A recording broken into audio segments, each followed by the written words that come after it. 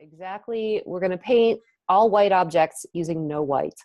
And the main takeaway of this lesson is that you can lighten colors without using white. So many of us get into trouble with chalky paintings because we are attempting to make things lighter and lighter, and we just keep adding white, and it doesn't work. So there are two ways to lighten things without making them chalky. The one is to lighten using color. Like I always try to lighten things with yellow when I can. If there's yellow in the mix, or if it's a warm color, that works well. With cool colors, it just turns things green.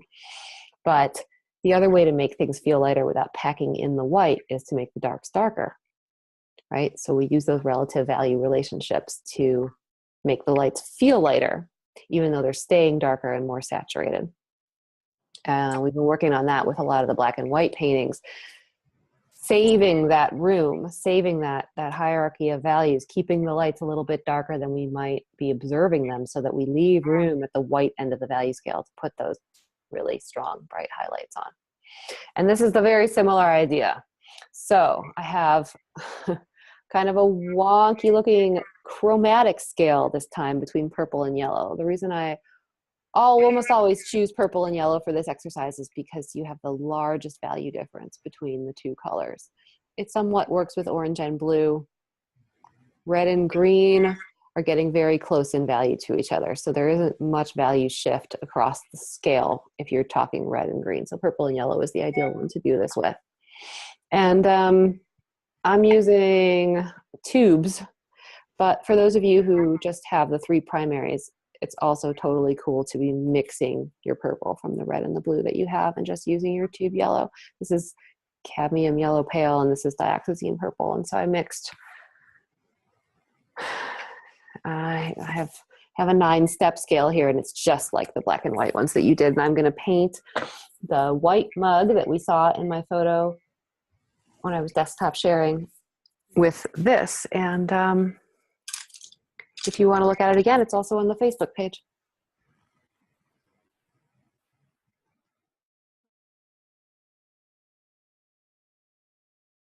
Two parts. All right, so just like we do with the black and white value paintings, I'm going to do my sketch. And if my head or something starts blocking the canvas, somebody holler at me. I'm going to start with my mid-tone. So like, what would be a level 5? This one. And so they also, you can see that they really get pretty greenish. Whoa, as we go toward the middle here, because this is a blue purple and a cool yellow. So we're just going to make greenish ones, greenish neutrals.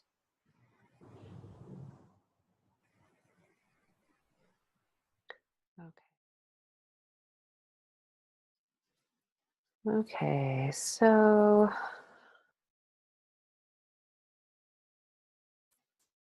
you can see that my block in is very geometric. When I'm, especially when I have rounded things, I tend to get very geometric, but really almost anything. And the thing about subjects like this, not organic subjects like fruit, which is so forgiving. When we have ellipses, man-made objects, I just feel my way into it, you know.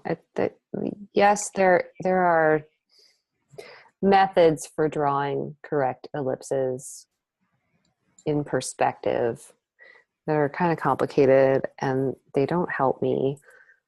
If you're interested in them, you can Google them, or I can Google them and share them with you. But I'm not even familiar enough with them to talk about them right now. I like perspective. I like perspective when I am drawing architecture, and I like it with straight lines and things. I don't really understand the concept when it comes to ellipses, but some people find it helpful. I like to think of the slinky model. So if you are holding a slinky and you let it go, or if you bend it, all those ellipses are going to fan out away from your eye, and the circle becomes that circle gets larger as it moves away from you. You see more of the circle. So if I've got two ellipses and I'm looking down at them, the one I'm looking more down into is going to be more fully round. So the top of this cup and then the plate. Does that make sense? I'm seeing maybe less of the whole roundness of the top of the cup because it's higher up toward my eye than the plate. Like a slinky. Oh. And that's pretty much the only rule of perspective that I like to keep in mind when I'm dealing with ellipses. But the ones that are farther away from my eye are going to be rounder, that I'm looking more down into them. And then I just kind of measure and compare and look at negative space and look at how curves are interacting, and I draw my ellipses the way I draw anything else. Not as much intuitively, but by observation, I just draw them. And then I get back from them and test them. And yeah, I mean, sometimes I will come up against a painting where I just cannot get the ellipse right. Oh my God. And I beat my head against it and it's really annoying. But most of the time that doesn't happen. And keeping it pretty loose throughout and using these geometrical kind of line segments as I'm working my way into an ellipse is very helpful. But the main reason, and I've been over this, for those of you who have not heard me say this before, I can't imagine there's anyone on the planet that hasn't heard me say this before, but the reason that I use these little line segments, aside from the fact that it helps me draw, is that helps me look at my still life more. When my brush is touching the canvas, I will look only at the brush. When I lift up the brush, then I look at the still life automatically. It just happens. So I do these little marks so that when the brush comes up, then I will look back. But if I just go to do the top of the cup and I'm like this, I will not look here. I will only be watching what I'm doing with my brush. And I all the information that I need for a successful painting is in that still life. It's not here. So especially during the drawing phase, I want to be looking at my still life as much as, if not more than, I'm looking at this painting. There's nothing for me in the painting. It's most of my looking should be still life palette, still life palette, still life palette. The least of my worries is what's going on up here for throughout most of the painting.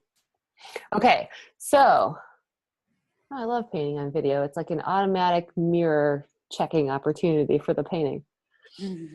So this is, yeah, all right, the ellipses look okay.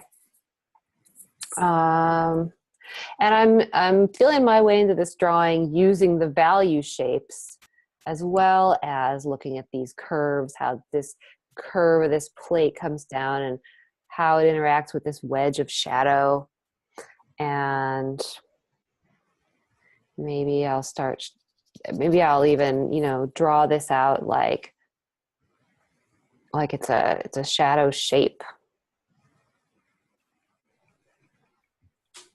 I can squint, and this would be very intimidating, this business that's happening in here.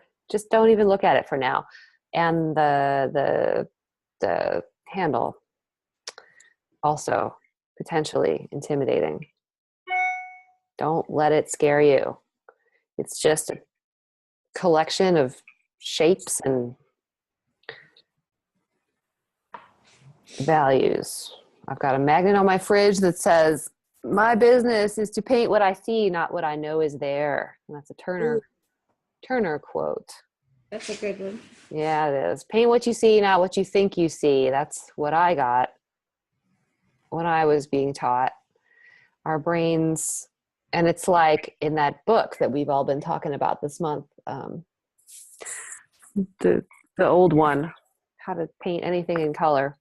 The guy says, it's a really good one. I used it, and I did all the assignments. Oh my God. I really liked it. Yeah, I was obsessed with it like years ago. You should have gotten an award. For making all the assignments from the book. Yeah, that was the only one. Definitely a merit badge. That's incredible.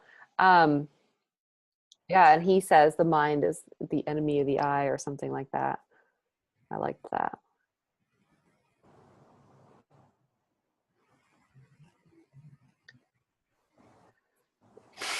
All right, so I'm going to start getting, as I'm getting happier with my block in, and notice here I've observed this lost edge. It's not exactly a lost edge, but why not? I see this shadow on the cup going kind of right into this cast shadow. So I just sort of showed where I see all these things coming together. I don't want to kill myself laser focusing on the outline, every piece of every contour of this mug, and doing that mental work to like pick it apart from the saucer and pick the cast shadow apart from the plate here, because I don't even know if I'm planning to show that in my painting. So what I'm looking at, even in this drawing phase, is big value shapes that are going to define the form for me. If I make my brain do all that mental work to pick this white shape out of that white shape, I'm like shooting myself in the foot, because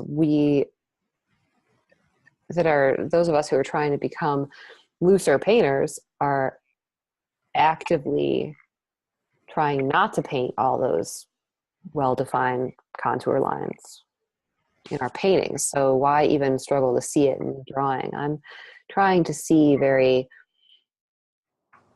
loosely from the beginning.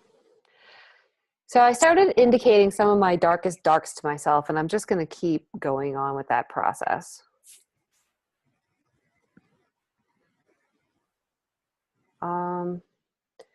Pretty much not in my purple, but maybe I'm in my second to purple or third to purple. All white paintings are naturally going to be pretty high key. It's a lot like painting a Granny Smith apple on a white piece of paper. There just aren't really, really dark darks because everything is white. And you could use this yellow purple chromatic scale to paint anything. It certainly does not have to be a painting of all white objects, but the reason that I ask you to do it with all white objects is just to ram the point home that you don't need to put so much white in your paint. You can even paint something that's totally white with no white. Make sense?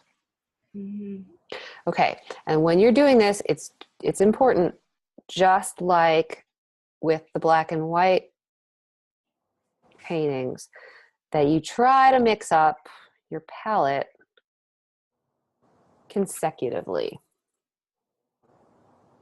So yeah, I have my yellow up here because I ran out of room, but the rest of these are in order. Just so mentally, when you say to yourself, oh, I need to go one step darker, that pile is then really the next step. It's next to what you were just painting with. You don't have to hunt around and ask yourself, wait a minute, what is the next step here?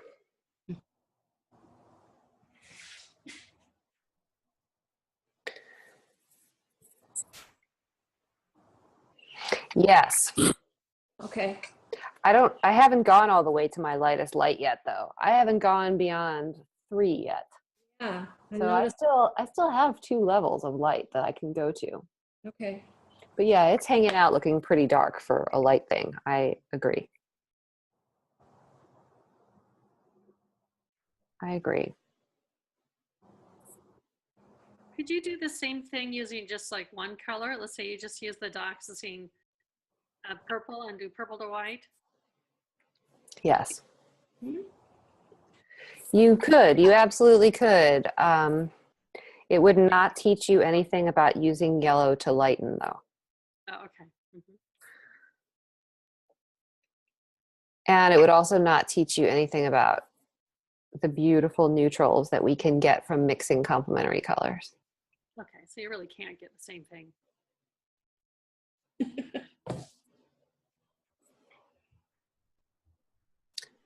But yeah, making tints, doing a monochromatic white and one color painting is a very good exercise.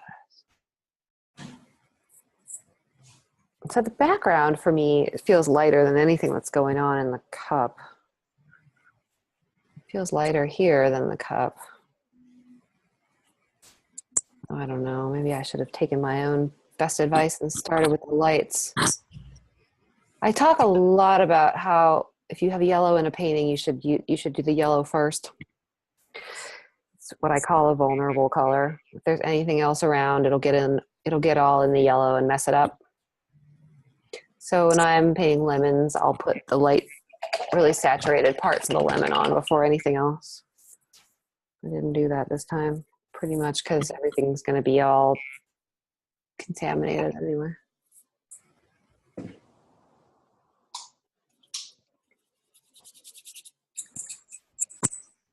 This is not about color.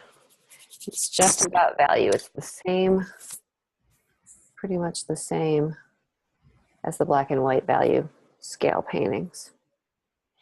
We're comparing like with like. When I want to come and do the inside of this, I say to myself, what am I going to paint this? Well, squint at the cup over here. What value is the same? This inside part of the cup. I feel like this part down here relates to this area out here on the still life. So that shows me what I can paint that inside with. And then it feels like it gets a little darker as it comes up here toward the edge. Painting is so much more fun when you actually put some paint on the paintbrush, people. I can squish it around. I can really cover some ground. I don't have to, yeah, I've got enough paint to cover the area. So find that right value, really load up the brush. See how much paint you can get on that paintbrush. Take my word for it. It's way more fun this way. Tell you, I did not, that painting, the orchard painting yesterday that I did in 2 hours, like that took a lot of paint. You really have to kind of just say, all right, I'm going to go for it. The other thing was, both of the paintings that I did yesterday were almost all neutrals. They were almost all grays. Everything was a complementary color mix. Almost all of those greens in the pear painting are purple yellow mixes, mostly. Really? Yeah, I had Viridian on my palette, but I wasn't using very much of it. And even with Viridian, it's so bluish that I was just dulling it down with a lot of neutral orange, a lot of my underpainting color actually. So I might as well not have been using it. You didn't use any green tube color, really. I had Viridian, but I didn't use very much of it. They were mostly mixed greens. And I almost, I really usually do mix my greens no matter what I'm painting. It's just a color that I find easier and better when I mix it. Do you clean your brush each time? How do you manage that? Yeah. So usually I have a rag in my left hand and I'll be wiping the brush in between trips back to the palette. Today I have a rag on the table that I'm wiping it on behind me back here. That's what I usually do. I was just wondering if that's what you were doing. Okay. Yeah, usually I've got it in the hand. Usually I have both, but I don't know. Today I have my palette down here in my lap. I'm kind of holding it with my hand. Gotcha. One of the benefits to sitting to paint, you can put the palette in your lap. Probably one of the only benefits. Feet hurt less. I did enough standing yesterday. Have you ever liked plein air painting I mean, have you ever done it a lot? Or I'm always curious because some people love to plein air paint, like it's like their favorite thing to do in the world. But sometimes I like it, but I just kind of wimpy. I just like I don't like to be hot, cold. I am also incredibly wimpy. I hate to be cold, and I'm always cold. I'm cold right now. I hate to be hot, and it's always hot in the summer here. The bugs, Yeah, we don't really have heater bugs. sunscreen. Maybe that's why there's so much plein air going on in Oregon, and also it's beautiful here, really beautiful here. But and there are a ton of plein air painters in this state. Do I like it? I like it. Is it ever going to be one of my main things? No. It's like a hobby for me. I consider it an extracurricular activity. Yeah. It's a way to be outside. I like the plein air paint outs. I like meeting the other artists. I like seeing their work. I like doing it. I don't want to start doing it professionally. Okay. There are people who do. Yeah, it's a real social. Yeah. There's real nice sides to it. So Mm-hmm. I'm always curious why people like it or don't like it. I like it, and it is very social. Yeah, it's a good way to meet people. The whole other setup. That's Yeah. the clinker for me. It's like, I use what I have, but then I go and I see all these other neat setups and I'll think, well, oh, but I don't know that I want to commit to that, so. Mm-hmm. I totally hear you. I was very intimidated by it before I started. I didn't know what I needed. I didn't know how to start packing up to go out. And so the social aspect then becomes really, really important. Because what I ended up doing was kind of asking a friend of mine who was really into it. I just said to her, I want to go landscape painting. Can I go with you? And what do I bring? Yeah. And she showed me basically totally how to do it.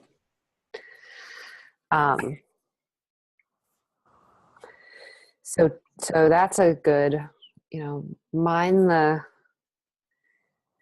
group knowledge when you're just starting out. But I don't really need very much for plein air painting that I don't already need just to go out and teach workshops or go out and do a demo. I use my same traveling easel, traveling palette that I would take if I was going to teach a workshop. And I also am very unadventurous. I don't like to go far from my car, so I will find places to paint where I can be near my car. And then you don't need to have all the crazy stuff for toting things around. And there are other ways to get around it. Like yesterday when I went to that farm stand, it was kind of a U-pick place also. They had these little red wagons for people to carry their U-pick produce in. And I just grabbed one and took it to my car and put all my stuff on it and took it out, rolled it out to the place I was painting. It was perfect. That was a win, man. That was a serendipitous encounter. I may go back there tomorrow. All this stuff is hard. But yeah, and there are a lot of different kinds of travel easels for setups for painting outside, and they get very, very expensive. Yes. Yeah.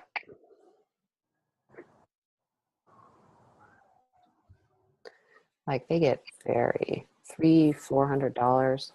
Mm-hmm. Crazy. Or little boxes. The little boxes on tripods. Uh-huh. If anyone's interested, I can recommend the James Coulter easel. His company is called Art Box and Panel. Okay. It's not what I use. I have the palette and I use it. I don't use it on a tripod. It's made to go on a tripod. I just use the palette. I have a French easel, a half box French easel. The brand is Maybeth. I don't love it. I don't love it. The brand. I don't think it's a great brand. It's one of the it's supposed to be one of the better brands of easel, but they're not making anything like they used to. I mean, nothing is any good that you buy now. That's my curmudgeon rant. But I'm serious. Like, this is supposed to be, it's one of the most expensive easel companies, and they're just not that great. So I don't know what to tell you. I do know what to tell you. Go on Craigslist and try to find an estate sale and buy a 30-year-old French easel from someone who was a hobby painter or got one for a gift and didn't use it, because that's what I want. I want one from the 80s. That's what I've been doing. I've been looking because I paint in the garage here, and I'm thinking that I need to have a decent easel, because what I have is what you have is the little backpack Maybeth thing. And that's what you have in your garage? I fold the legs up and set it on the table. So. Oh, and you want to get a standing studio easel? I think so, yeah. I don't know why now, but. All right. Well, we could talk. One of the easels, Kathy, one of the easels that's at the Still Life Open Studio place is mine, and I would totally sell it to you for very cheap if you like it. Oh, okay. But next time we have it, you can check it out. That's we're gonna. So I run an open studio session for still life painting. It's not a class. It's like you would go to a model session, but they have I set up a still life, and you can come in and paint any medium or draw. It's non-instructed. And I've been doing that since summer, 3-4 months.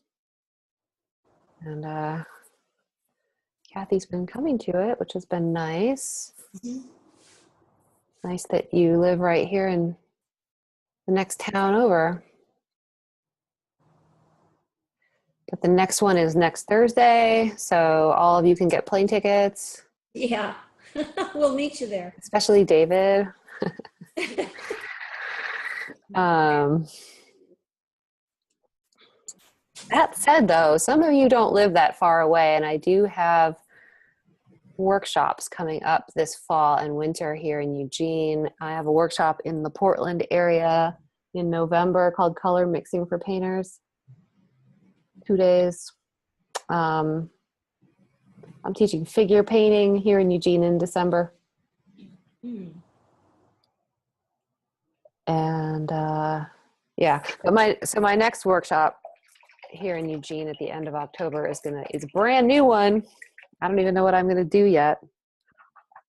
It's called From Sketchbook to Canvas: Drawing to Improve Your Painting.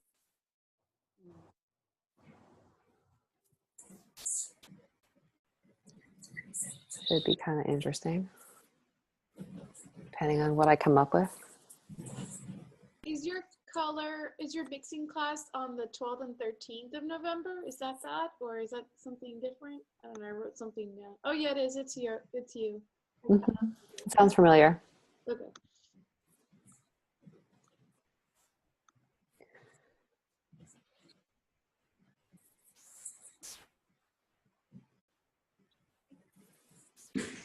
All right, so this is kind of starting to come together. I need to do some work on this handle.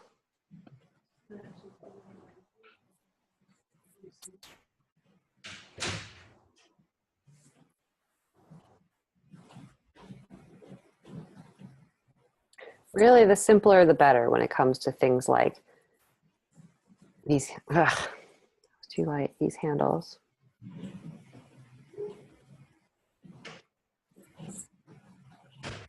Sarah, what are the colors that are used in a Zorn palette? Yellow ochre, cadmium red, and ivory black, and white. Some people use a different red.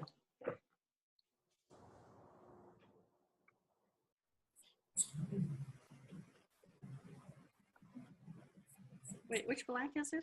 Ivory. You can probably use any black. Ivory black is a pretty blue black. Uh-huh. And you want a blue black because that's your blue. It's a primary palette. primary colors, Did just you- like any other limited palette that I use. 3 primaries. So when you use, have you done other limited palettes, like just chosen like Hansa yellow and cobalt blue and Yeah. The painting that I just showed you all of the pears and the apples that we just photo edited, that's a limited palette painting. And that's going to be on my blog tonight. That's Hansa yellow, alizarin crimson, and cerulean white. Yeah. I do that all the time.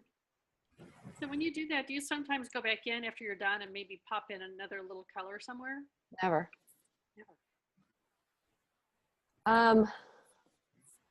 It would be really discordant. I might do it while I was working on it. I might decide I wanted to add another color into the mix and just add it in and start using it while I was painting it. But I don't think I'd come back in later and put anything in. It would just stick out like such a sore thumb. It would be crazy.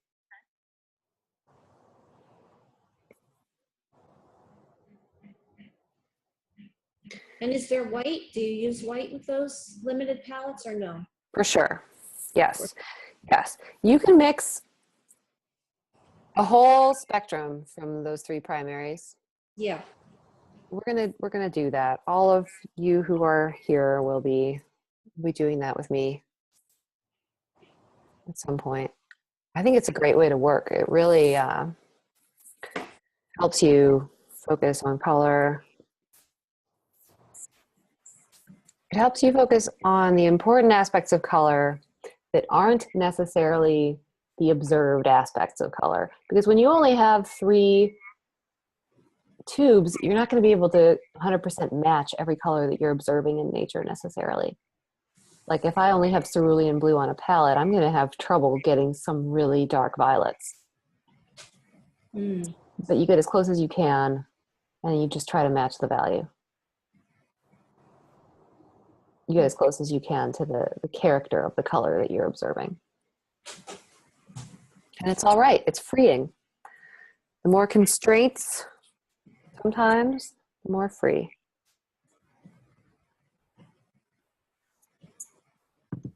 All right. So I don't know. I don't know how this is going. It feels fine. Mm-hmm.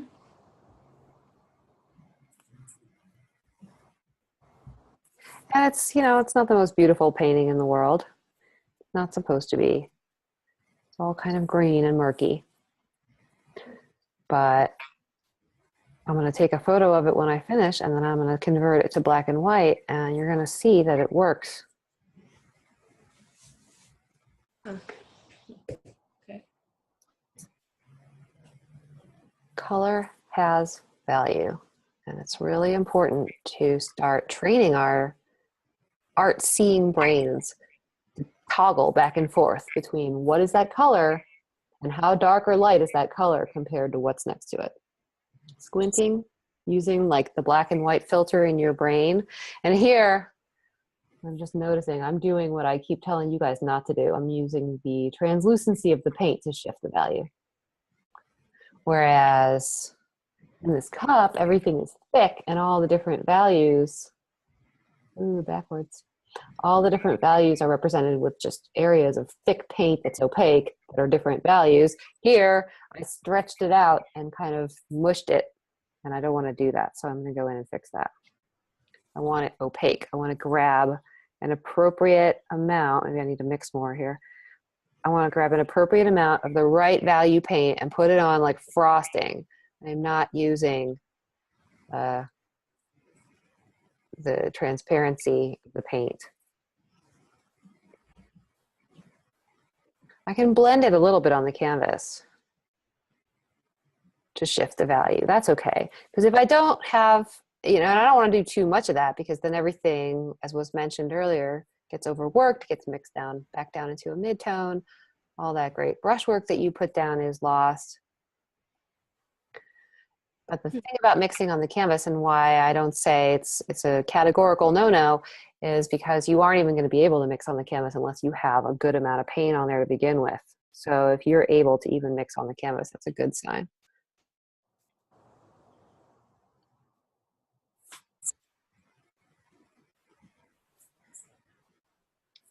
All right. I'm to the point where pretty much dark accents and highlights are going to be next. And oh yeah, I guess I also have to kind of deal with the drawing of this handle again. I keep leaving it. You guys notice that? I keep like letting myself off the hook and working somewhere else.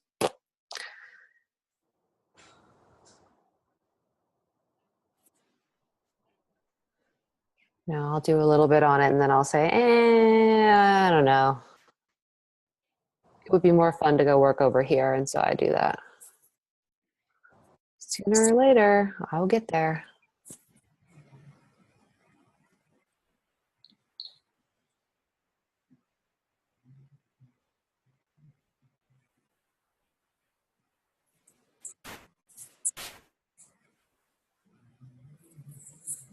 And I don't need to render every single detail of what's going on here. I just need to show enough that I give the general idea of what's happening. What's darker or lighter than what?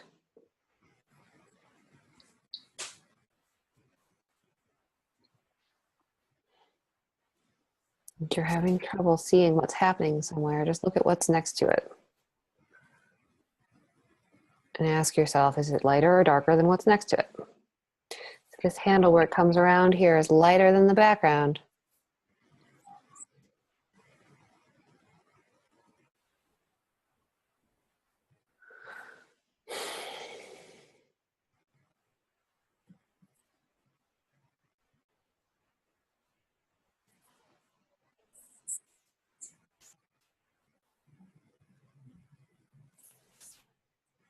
And so I can lighten it more or I can darken the background more.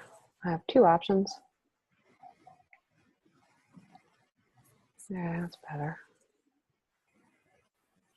Now there's stuff happening inside this cast shadow that I need to make a decision how I'm going to handle. There's a lot of action going on in here, and I think I've got enough. You know, how much do I really need to show? It's in a shadow. We see fewer details in when there's less light around, just perceptually. So your viewer is not necessarily looking for a whole lot of detail there. It's these areas where the light and the shadow come together that are important to capture. The activity at the transition between light and shadow is what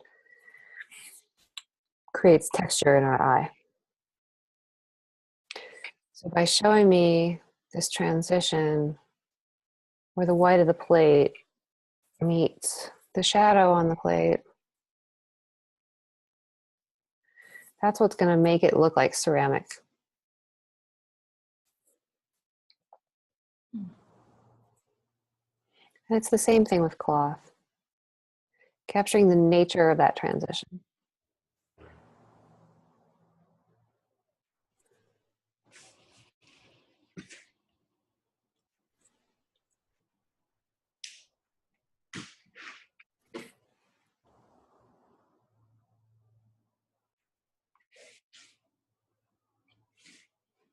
All right, blending, blending, blending.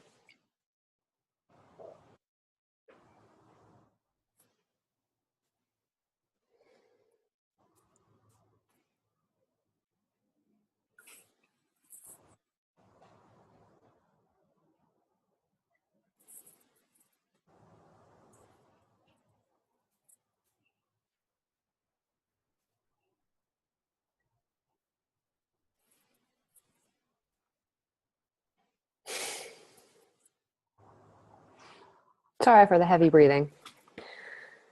I'm not frustrated. I'm a heavy breather when I paint. I think it's because I hold my breath during certain parts.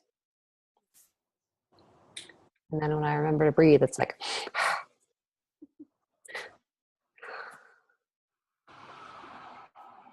I didn't even notice that I ever did that until I started going out to open studio nights. And then I have this friend that I noticed that he was doing that all the time. Like, God, that guy's a heavy breather. And then I realized that I was also doing it. It's strange what you don't notice when you're always painting by yourself.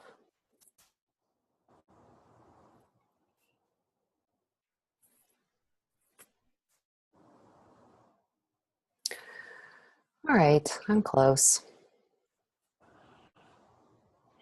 Last step, highlights. So did you see what I did with the shadow down here? How I came in and made that opaque? Instead of using the translucent paint for the value shift there.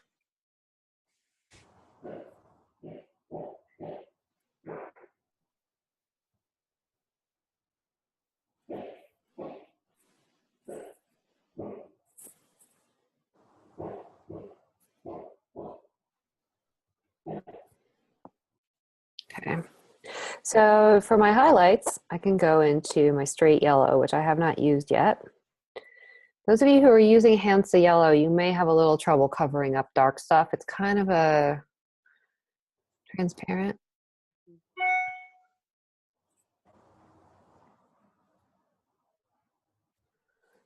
It's okay, I'll understand.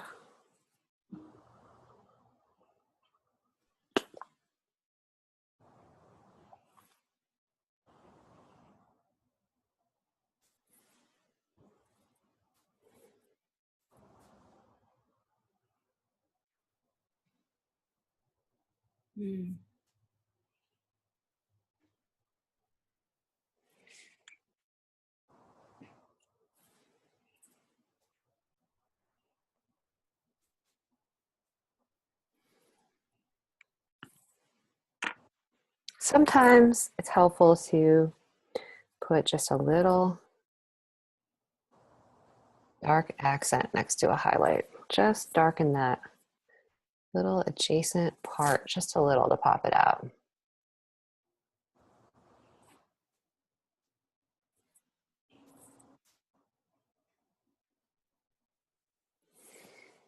Blend that just slightly.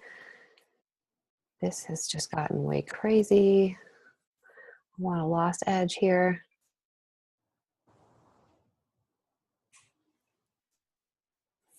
If I've got a rim around this saucer here and here, you're going to believe me that it continues through this.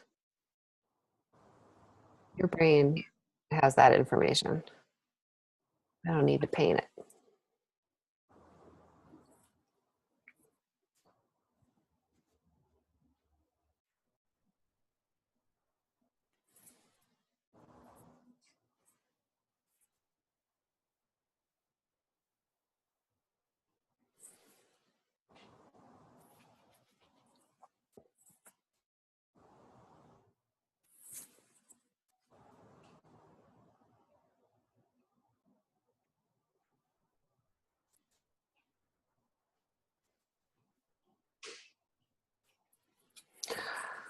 Okay.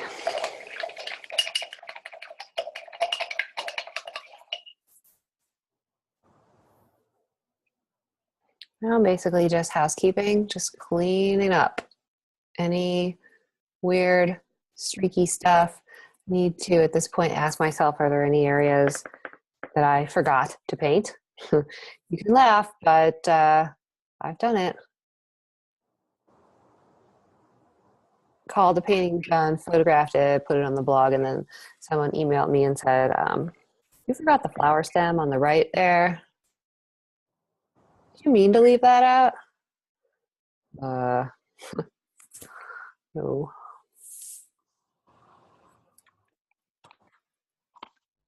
Oh yeah, and then so there's some light happening in here. There's light, a lot of light inside this shadow. I don't want to get too light too fast with that, but it is pretty dramatic. So maybe I'll start like a step down, 2 steps down from these. If these highlights are straight up yellow, then I put the highlights that are in the shadows, that's like this.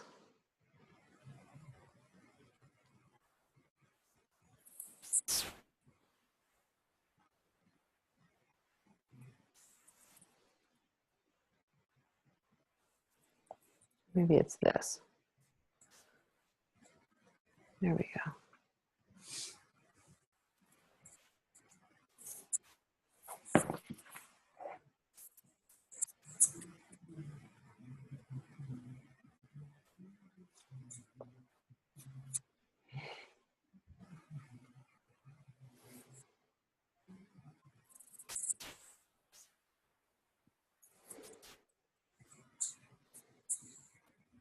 This whole area in here is lighter. Bugging me. The highlight was sticking out a lot, and I was wondering, like, why is that so contrasty there? Probably because the highlight was on an area that was too dark. So I conserve my lights, and then I, in the end, find out that my light areas are not light enough, but that's okay. That's a decent problem to have. That's better than everything being chalky and having to try to figure out how to put color back into it. It's a lot easier to lighten things. It's better.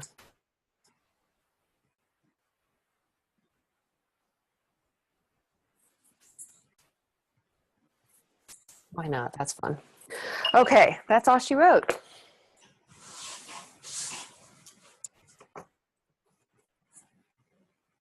A lot of window glare.